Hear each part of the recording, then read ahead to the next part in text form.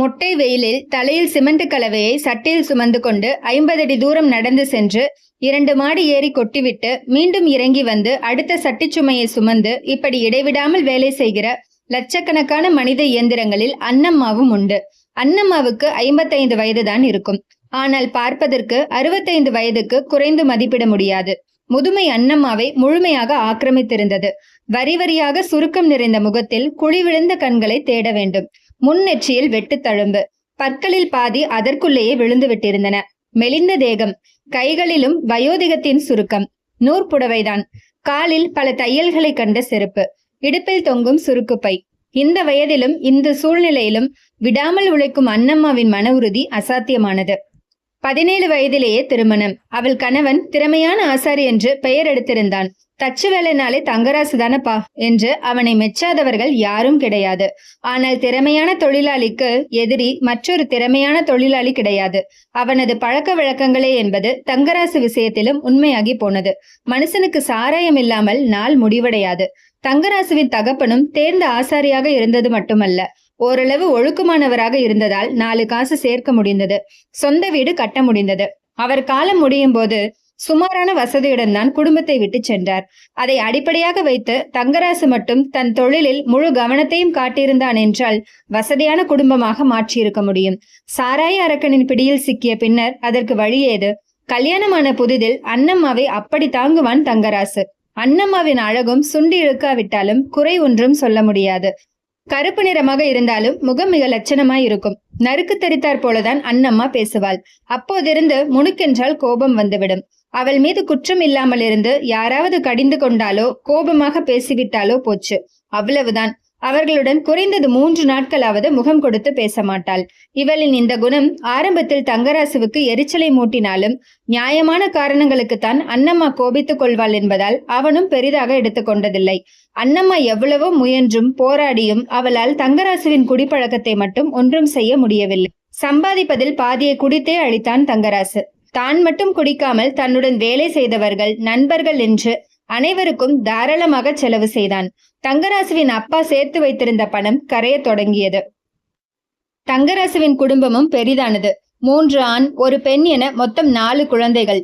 அவர்கள் திருமணம் முடிந்து 10 ஆண்டுகளுக்குள் தங்கராசுவின் குடும்ப நிலைமை தலைகீழானது. சொந்த வீட்டை தவிர வேறு எந்தவித சொத்துக்களும் எஞ்சியிருக்கவில்லை. தங்கராசுவின் வருமானத்தில் குடித்தது போக எஞ்சியிருந்த சொற்ப பணம் குடும்பத்தை நடத்த போதுமானதாக இல்லை. குழந்தைகளை எத்தனை நாளைக்கு அரைப்பட்டினி போட முடியும்? அதன் காரணமாகவே தங்கராசுவுக்கும் அன்னம்மாவுக்கும் தினமும் ஓயாத சண்டை. போதாததற்கு தங்கராசுவின் உடல் நலம் கடுமையாக சீர்கெட்டது. 2 மாதம் மருத்துவமனையில் கிடந்தவன் போய் சேர்ந்து விட்டான். அவன் இறக்கும்போது அன்னம்மாவுக்கு 28 வயதுதான். 4 குழந்தைகளை வைத்துக் கொண்டு தவித்து போனாள் அன்னம்மா. ஆறுதலுக்கு வந்த சொந்தங்கள் எப்படியாவது அவளது மாமனார் கட்டி வைத்திருந்த வீட்டை வளைக்க முயற்சித்தனர். யார் நல்லவர்கள், யார் சதி செய்கிறார்கள் என்று அவளுக்கு புரியவில்லை. எதற்கு பிரச்சனை என்று ஒருவரையும் அவள் அண்டவிடவில்லை. அன்றைக்கு உழைக்க ஆரம்பித்தவள் இதோ 28 ஆண்டுகள் ஓடிவிட்டன. இன்னும் முடிந்தபாடில்லை. தங்கராசு இறந்த போது முதல் மகன் சிவராமனுக்கு 8 வயது, 2ஆம் மகன் செந்திலுக்கு 6 வயது, 3ஆவதாக பிறந்த சாரதாவுக்கு 4 வயது, கடைசியில் பிறந்த ரவிக்கு 1 வயது கூட நிரம்பி இருக்கவில்லை. அதிகம் படிப்பறிவில்லாத அன்னம்மாவுக்கு என்ன வேலை கிடைத்துவிடும்? 4 வீட்டில் காலையிலும் மாலையிலும் பாத்திரம் கழுவுவது, வீடு துடைப்பது என்று இடுபொடிந்துவிடும். 4 மணிக்கு எழுந்து அறக்க பறக்க கிளம்பி சென்றால் 8 மணிக்கு திரும்ப வருவாள். முதல் 2 வருடங்களுக்கு சின்னவன் ரவியை தூக்கி கொண்டே வேலைக்கு செல்வாள். வேலை பார்க்கும் வீடுகளில் மாடிப்படி மூலையிலோ சமையலறை மூலையிலோ ஏன் சமயங்களில் நாய் கட்டியிருக்கும் இடங்களுக்கு அருகில் கூட படுக்க வைத்திருக்கிறாள். வந்ததும் குழந்தைகளை பள்ளிக்கு கிளப்பிவிடும் வேலை. ஒவ்வொன்றையும் குளிக்க வைத்து தண்ணீர் ஊற்றியிருக்கும் பழைய சோற்றுக்கு கொஞ்சம் ஊறுகாயையோ சின்ன வெங்காயத்தையோ வைத்து கொடுப்பாள். பெரியவன் சிவராமன் தான் முரண்டு பிடிப்பான். என்னம்மா தினம் பழையதை கொடுக்கற? இட்லி தோசைலாம் தரமாட்டியா? ராசா இல்ல, இப்ப இதை சாப்பிடுடா. அம்மா கஷ்டப்பட்டு வேலைக்கு போறேன்ல, இன்னும் கொஞ்ச நாள் தாண்டா, அப்புறம் நமக்கு காசு வந்துடும். உனக்கு வேணுங்கிறத செஞ்சு தரேன், இப்ப சாப்பிடுடா என்று அவனுக்கு ஆறுதல் கூறினாலும் அவள் மனம் குமையும். பிள்ளைகளை எப்பாடு பட்டாவது 4 எழுத்து படிக்க வைத்து விட வேண்டும் என்று அன்னம்மா திடமாக இருந்தாள். அரசாங்க பள்ளியில் சேர்த்து விட்டாள். மதியத்துக்கு சத்துணவு சாப்பிட்டு கொண்டன பிள்ளைகள். பிள்ளைகளை அனுப்பிவிட்டு அவசர அவசரமாக சித்தாள் வேலைக்கு ஓடுவாள். சின்னவனையும் தூக்கி கொண்டுதான். சில நாட்கள் தாமதமாகிவிட்டால் மேஸ்திரியிடம் கண்டபடி திட்டு வாங்க வேண்டியிருக்கும். அனைத்தையும் பொறுத்து கொண்டு போவாள். மாலையில் பிள்ளைகள் வீட்டுக்கு திரும்பும் போதும் அன்னம்மா கட்டிட வேலை முடிந்து வந்திருக்க மாட்டாள். 5:30 6 மணிக்குத்தான் வருவாள். வரும்போதே என்னம்மா வாங்கிட்டு வந்திருக்க என்று ஒவ்வொன்றும் அவளை பிடித்து கொள்ளும். வரும் வழியிலேயே கடலை மிட்டாய், மிக்சர், காராசேவு, கொய்யாப்பழம், நெல்லிக்காய், நாவற்பழம், வாழைப்பழம் என்று அன்றைக்கு எந்த பண்டம் விலை குறைவாக இருக்கிறதோ வாங்கி வருவாள். இரவு உணவுக்கு அண்ணாச்சி கடைக்கு சென்று அன்றைக்கு தேவையான அரிசி, பருப்பு, கொஞ்சம் காய்கறி வாங்கி வந்து சமைக்கும் வரை மூன்றும் தட்டை வைத்துக்கொண்டு அவளையே பார்த்து கொண்டு உட்கார்ந்திருக்கும். வாரத்திற்கு ஒருமுறை மட்டும் சந்தையிலிருந்து மீன் வாங்கி வந்து சமைத்து கொடுப்பாள். மீன் குழம்பு வைக்கும் அன்றைக்கு குழந்தைகளின் கும்மாளம் அளவுக்கு மிஞ்சியதாக இருக்கும். இரவில் தூங்க போகும் முன், உங்களுக்காகத்தான் இந்த உசுறு இருக்குது, எப்படியாவது நல்லபடியா படிச்சுக்குங்க, நீங்க நல்லா படிச்சுக்கிட்டீங்கன்னா யார் தயவையும் எதிர்பார்க்க வேண்டாம் என்று அவள் சொல்லாத நாளே இல்லை. ஓய்வு ஒழிச்சல் இல்லாமல் வேலை செய்தாலும் அதிசயிக்கத்தக்கும் விதத்தில் அன்னம்மாவின் உடம்பு ஒத்துழைத்தது. காய்ச்சல், ஜலதோஷம், உடல்வலி என்று அவள் ஒரு நாளும் படுத்ததில்லை. 16 மணி நேரத்திற்கும் குறையாமல், வருடத்திற்கு 300 நாட்களுக்கு குறையாமல் 28 வருடங்களாக அந்த இயந்திரம் ஓயாமல் உழைத்து கொண்டுதான் இருந்தது. இடைப்பட்ட காலத்தில் எத்தனையோ ஏற்றத்தாழ்வுகளை அவள் சந்தித்து விட்டாள். பிள்ளைகளை அவளால் பட்டப்படிப்பு படிக்க வைக்க முடியாவிட்டாலும் ஒவ்வொன்றும் ஏதோ ஒரு தொழிலை கற்றுக்கொண்டு காலூன்றி விட்டன. முதலாம் அவன் பிளம்பராக தொழில் கற்றுக்கொண்டு கல்யாணமும் தனக்கு பிடித்த பெண்ணாகவே பார்த்து பண்ணி கொண்டு உடனே தனி குடித்தனம் பார்த்து சென்றவன்தான். அதன் பிறகு தம்பி தங்கைகளை குறித்து எதுவும் கவலைப்பட்டதில்லை. இரண்டாம் அவன் தங்கராசுவின் தொழிலையே கற்றுக்கொண்டு கார்பெண்டராகிவிட்டான். அவனுக்கும் கல்யாணமாகி தனியாக சென்று விட்டான்.